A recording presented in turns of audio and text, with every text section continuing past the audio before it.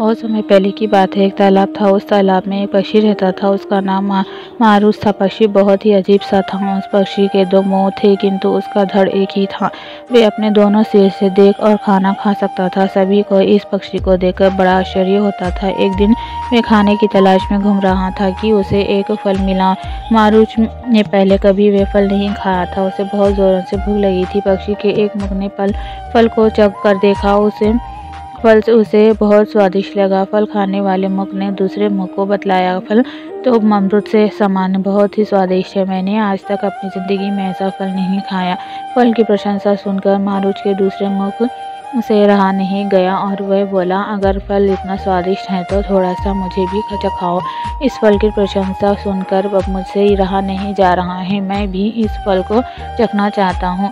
पहला मुख दूसरे का उपहास करते हुए बोला, अरे भाई, तुम इससे चख कर क्या करोगे? हम दोनों का पेट तो एक ही है। मेरे खाने के बाद आखिर ये फल अपने पेट में ही जाएगा और इससे तुम ही तृप्ति हो जाएगी। पहले मुख ने दूसरे मुख के फल मांगने पर भी उसे फल नहीं दिया, स्वयं ही पूरा फल खा गया। दूसरा मुख इस घटना से बहुत नाराज हुआ और दुखी हुआ और उसे अपना अपमान समझकर किसी भी तरह पहले मुख से बदला लेना चाहता था। एक बार मारूच खाने की तलाश में कहीं घूम रहा था, तभी उसे एक अत्यंत जहरीला फल मिला। दूसरा मुख अपने अपमान का बदला लेना चाहता था। उस जहरीले फल को अपने चोंच में पकड़कर वे पहले मुख से बोला, उसे दिन तुमने वे स्वादिष्ट फल मिला था और तुमने मुझे नहीं दिया। आज मुझे ये जहरीला फल मिला है और मैं इसे खाकर अपने अपमान का बदला लूँगा।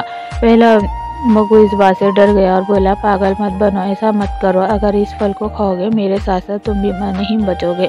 दूसरे मुख को पहले मुख की बातों का कोई असर नहीं हुआ और उसने अपने अपमान का बदला लेने के लिए जहरीला फल खा लिया। फल खाने के कुछ देर बाद वे दो मुँह वाला पक्षी मर गया। दो सिर वाला पक्षी कहानी से हमें शिक्षा मिलती है कि छोटी छोटी बातों पर कभी भी अपने खास लोगों की अनदेखी नहीं करनी चाहिए और हर कार्य में मिलजुल कर करना चाहिए।